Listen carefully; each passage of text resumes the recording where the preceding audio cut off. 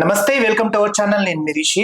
ఇక తెలంగాణలో సర్ అనే ప్రోగ్రాం నిర్వహిస్తున్న సందర్భం మనం చూస్తూ ఉన్నాం. అసలు ఈ సర్ అంటే ఏంటి, సర్లో ఏమేమి మెన్షన్ అయ్యి ఉంటాయి, అసలు ఈ సర్ పెట్టడానికి గల కారణాలు ఏంటి అనే దాని మీద మనకు క్లుప్తంగా వివరించడానికి మనతో పాటు ఉన్నారు మాజీ టీపీసీసీ ప్రధాన కార్యదర్శి సొంటిరెడ్డి పున్నారెడ్డి గారు ఉన్నారు. వారితో మాట్లాడదాం. సార్ నమస్తే.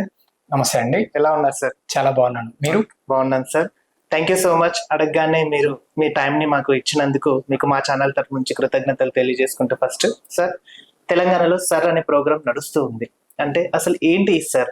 ఇది తెలంగాణ రాష్ట్రంలోనే కాదు, టోటల్ గా మన ఇండియా మొత్తం మీద నడుస్తున్న ప్రోగ్రామ్. ఇది సమగ్ర నివేదికను చేసుకోవటానికి, ఏదైతే ఓటర్స్ కి సంబంధించి కొంతమంది చనిపోయిన వాళ్ళు ఉన్నారు, అదే విధంగా కొంతమంది అటు ఇటు వెళ్ళిన వాళ్ళు ఉన్నారు. ఈ సర్ ప్రోగ్రామ్ ద్వారా ఏమవుతుంది అని అంటే, ఎక్కడైతే మనకి ఓటర్లు వారి యొక్క ఓటు హక్కుని కోల్పోకుండా ఆ ఓటుని కరెక్ట్ ప్లేస్ లో వేయటానికి కావాల్సిన మెయిన్ ముఖ్య ఉద్దేశంతోనే ఈ ప్రోగ్రామ్ ని స్టార్ట్ చేయడం జరిగింది. Okay sir. సర్ వల్ల చాలా మంది ఏంటంటే కొంచెం కన్ఫ్యూజ్ అవుతూ ఉన్నారు. అసలు ఇప్పటికీ కూడా గ్రామ స్థాయిలో సర్ అంటే ఏంటో కూడా తెలియదు. బిఎల్ఓలు వస్తున్నారు, ఒక ఫామ్ ఇస్తున్నారు, దాన్ని ఫిలప్ చేయమని చెప్పేసి అంటున్నారు. ఒక 2-3 డేస్ టైం తీసుకొని ఫిలప్ చేయండి అని చెప్పేసి అంటున్నారు. కొంతమందికి ఏంటంటే అసలు అది సరే ఎలా నింపాలి ఏంటి అనేది, ఒకవేళ నిజంగానే నా ఓటు పోతుందా అని చెప్పేసి కూడా ఒక అపోహలో ఉన్నారు. దానికి పున్నారెడ్డి గారు ఏం చెప్తారు? ఇక్కడ ఓటు పోవటానికి అనేది కాన్సెప్ట్ లేదు. కాకపోతే ఎప్పుడైతే ఈ బిఎల్ఓస్ కినక మన దగ్గరికి ఫామ్, మన ఇంటి దగ్గరికి ఫామ్ తీసుకురావాలనేది రూలు. కొంతమంది బిఎల్ఓస్ ఏం చేస్తున్నారంటే, ఒక ప్లేస్ లో కూర్చొని అందరినీ అక్కడికి రమ్మని చెప్తున్నారు. కానీ మీరు రిక్వెస్ట్ చేయొచ్చు మా ఇంటి దగ్గరికి రమ్మని చెప్పాను కూడా. ఆ ఫామ్ ని ఫిలప్ చేసిన తర్వాత, ఒకవేళ ఫిలప్ చేయటం కనుక ఓటర్ కి అవకాశం లేదు, లేకపోతే రాదు అనుకున్నప్పుడు బిఎల్ఓస్ సహకారంతో మనం ఫిలప్ చేసుకోవచ్చు. అదే విధంగా బిఎల్ఓస్ ఫామ్ ఇచ్చి మేము ఫిలప్ చేసుకుంటాము అన్న తర్వాత కూడా మనకి దాని మీద అవగాహన లేదు, ఎక్కడెక్కడ ఏమి ఫిలప్ చేయాలని తెలియకపోయిన పక్షంలో కూడా ఇక్కడ మనకి బిఎల్ఏస్ అనే ఉన్నారు. అంటే బిఎల్ఏస్ వాళ్ళు వచ్చేసరికి ఏ పార్టీ తరపు నుంచి ఆ పార్టీ తరపున బూత్ లెవెల్ ఏజెంట్స్ అన్నమాట. వీళ్ళంతా కూడా దాదాపుగా వాళ్ళందరూ కూడా ప్రజాక్షేత్రంలో ఉండి వర్క్ చేస్తూ ఉన్నారు. ఎవరికైతే తెలియని ఉన్నప్పుడు చేస్తున్నారు. వాళ్ళతో కూడా అవసరం లేకుండా గవర్నమెంట్ వారు ఏదైతే బిఎల్ఓస్ ని ప్రొవైడ్ చేశారో వాళ్ళు కూడా చాలా సమర్థవంతంగానే నిర్వహిస్తున్నారు. ఎందుకంటే వాళ్ళకి ఇక్కడికి పంపించేటప్పుడు డైరెక్ట్ గా పంపించలేదు. వాళ్ళకి ఆల్రెడీ ఇంటర్వ్యూస్ చేసినారు, వాళ్ళకి ట్రైనింగ్ ఇచ్చినారు. ట్రైనింగ్ ఇచ్చిన ట్రైనింగ్ తర్వాతనే వాళ్ళని మనకి ప్రజాక్షేత్రంలోకి పంపించడం జరిగింది. వాళ్ళు కూడా మంచిగానే వర్క్ చేస్తున్నారు. కాకపోతే వాళ్ళకి చాలా చాలా ప్రాబ్లమ్స్ ఏమొస్తున్నాయనంటే, ఒక ఏరియాలోకి వచ్చినప్పుడు వాళ్ళకి ఆ పర్టికులర్ పేర్లు కానీ అవి తెలియకపోవటము, హౌస్ నెంబర్లు కొంచెం క్లమ్జీగా ఉండటం వల్ల ప్రాబ్లం అవుతుంది. Right sir. ఇప్పుడు ఈ సర్ ప్రోగ్రామ్ నిర్వహిస్తున్న సందర్భం మనం చూస్తూ ఉన్నాం. అసలు ఎందుకు ఈ సర్, ఏం ఉద్దేశించి, దేనికి ఈ ముఖ్యంగా సర్ ప్రోగ్రామ్ కారణం ఏంటి అని అంటే, ఓటర్లు జాబితా 2002లో సవరించబడింది. తర్వాత ఓటర్లు యాడ్ చేసుకోవటము, తర్వాత పోయిన వాళ్ళని తీసేయకపోవటము, అంటే కొంతమంది చనిపోయి ఉండొచ్చు, లేదా కొంతమంది ఈ ప్రాంతం నుంచి వేరే ప్రాంతాలకు మారి అక్కడ ఓటు హక్కును ఉపయోగించుకోలేకపోయి ఉండొచ్చు. ఎందుకంటే సపోజ్ ఒక హైదరాబాద్ మనం తీసుకుందాం. మన హైదరాబాద్ లో ఇండియా నుంచి ఏదైతే 28 రాష్ట్రాల నుంచి ఉన్న ప్రజలు మొత్తం ఇక్కడే ఉంటారు.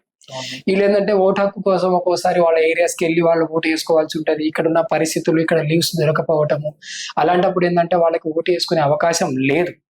కాబట్టి మన వాళ్ళు ఏం చేశారంటే, ఈ ఓటు వేసుకునే అవకాశం ఎక్కడైతే ఓటర్ ఉంటారో ఆ ఏరియాలోనే ఓటు వేసుకోవాలనే ఉద్దేశంతో అది కూడా వాళ్ళు చూజ్ చేసుకోవచ్చు. నేను ఎక్కడ ఓటు వేయాలి, నా నెగిటివ్ ప్లేస్ లో ఓటు వేయాలా, లేకపోతే నేను ఇక్కడ ఉంటున్న ఏరియాలో ఓటు వేయాలని కూడా వాళ్ళు డిసైడ్ చేసుకొని, ఒకవేళ ఈ ఏరియాలో లేకపోతే కొత్తగా ఓటును కూడా నమోదు చేసుకోవచ్చు. అదే విధంగా ఓటు ఏదైతే మన దగ్గర ఓటర్ ఐడి ఉంది, ఆ ఓటర్ ఐడిలో సపోజ్ హైదరాబాద్ లో మనం చూసుకుందాం. హైదరాబాద్ లో ఇక్కడ దాదాపుగా 50-55% ఆఫ్ ద పీపుల్స్ కి ఓన్ హౌసెస్ లేవు. వాళ్ళ యొక్క అవసరాలను బట్టి, వాళ్ళ యొక్క జాబ్ యొక్క ప్రొఫైల్ ని బట్టి ఆ ప్లేస్ నుంచి ఈ ప్లేస్ కి మారటం, ఈ ప్లేస్ నుంచి ఆ ప్లేస్ కి మారటం జరుగుతూ ఉంటారు. అలాంటప్పుడు ఏంటంటే అక్కడ ఉన్న ఓటరు అక్కడే ఉండటము, వాళ్ళు ఎలక్షన్స్ అప్పుడు అక్కడికి వెళ్ళి ఓటు వేయాల్సిన పరిస్థితి. ఇక్కడికి వచ్చినప్పుడు ఒక రాజకీయ నాయకులు కూడా కొంతమంది మీకు ఇక్కడ ఓటు ఉందా అని అడిగే పరిస్థితుల్లో కూడా ఉన్నారు. కాబట్టి ఆ ఓటుని కూడా ఇక్కడికి మార్చుకొని ఆ సవరణ చేసుకోవటానికి, అదే విధంగా ఏజ్ లో ఏదైనా తప్పున్న సవరణ చేసుకోవటానికి తల్లిదండ్రుల పేరు కానీ ఇలాంటి, ఎందుకంటే అప్పట్లో టైప్ చేసేటప్పుడు ఒకేసారి 3 పేర్లు టైప్ చేసేసేసి తండ్రి పేరు అదే ఉంటది, తల్లి పేరు అదే ఉంటది, ఓటర్ పేరు అదే ఉంటది.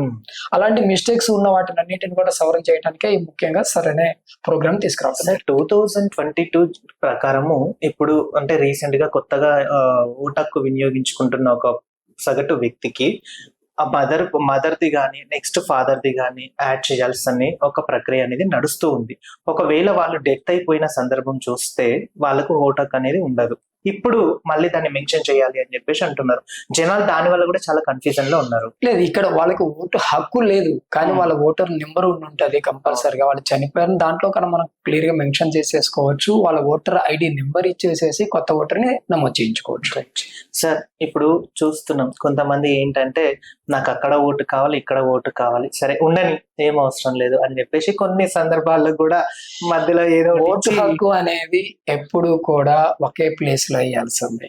ఒకే నాయకుడిని ఎన్నుకోవటానికి అవకాశం ఉంటదే తప్ప నేను అక్కడ ఉంచుకుంటాను ఇక్కడ ఉంచుకుంటాను అది లీగల్ గా కూడా కరెక్ట్ కాదు. కాబట్టి జనాలందరికీ, ఎవరైతే మన ప్రజలందరూ కూడా నేను ముఖ్యంగా చెప్పేది ఏంటి అని అంటే, ఓటు హక్కుని మీ ఇష్టం వచ్చిన దగ్గర ఒక దగ్గరే ఉంచుకోండి, అంతేకాని 2 ప్లేసులు వేస్తామనేది ఇట్స్ ఇల్లీగల్.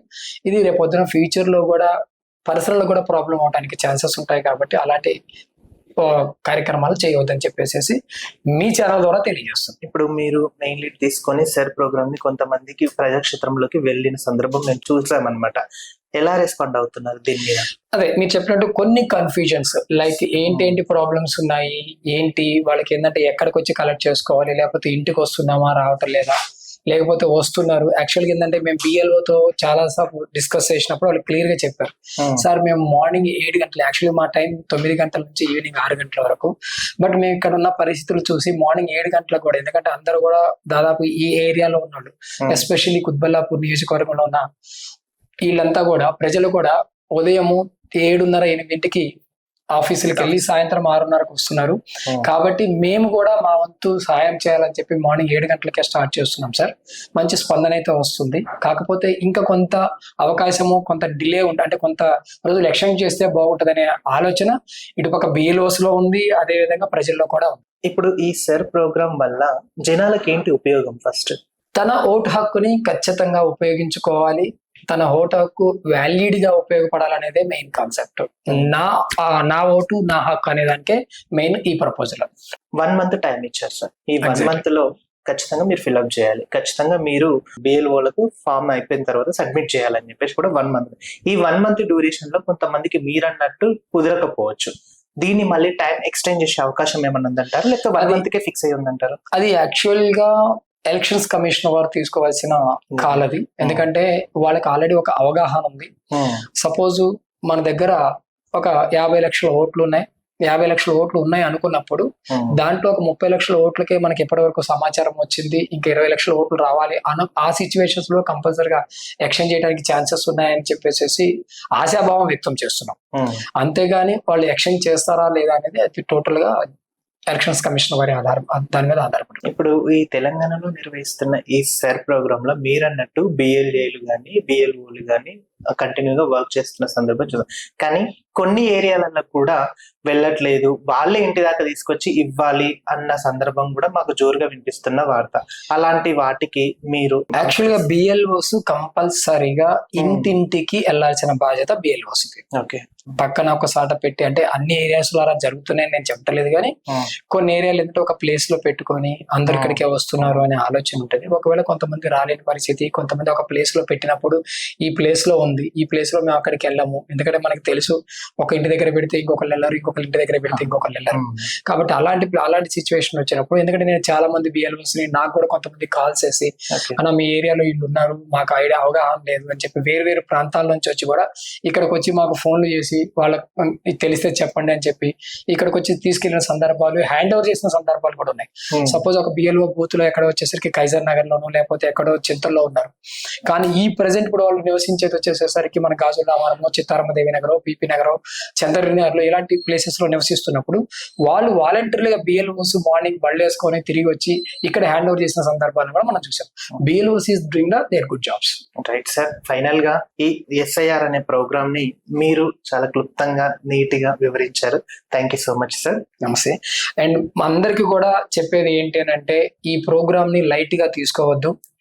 మీరు ఏదైతే ఓటర్ ఎక్కడ వేయాలనుకున్నప్పుడు ఖచ్చితంగా అక్కడ వేయటానికి ప్లాన్ చేసి అక్కడే మీరు ఓటు హక్కుని సవరణలు చేసుకునే విధంగా అవకాశం ఉంది కాబట్టి ఈ అవకాశాన్ని ప్రతి ఒక్కళ్ళు కూడా ఉపయోగించుకోవాలని చెప్పి కోరుకుంటున్నాను. Okay, thank you. చూసారు కదా, ఈ ప్రోగ్రాం వల్ల తన ఓటు హక్కును తను వినియోగించుకోవడానికి చాలా పవర్ఫుల్ అనేది ఎస్ఐఆర్ తీసుకొచ్చారు. మీరు కూడా దీని మీద నెగ్లెక్ట్ చేయకుండా వీలైనంత తొందరగా ఫామ్ ఫిల్అప్ చేసి బిఎల్ఓకి సమర్పిస్తే మీ ఓటు సేఫ్ గా ఉంటుందని సార్ చెప్తున్నారు. ఇక మరిన్ని అప్డేట్స్ కోసం keep watching people media point.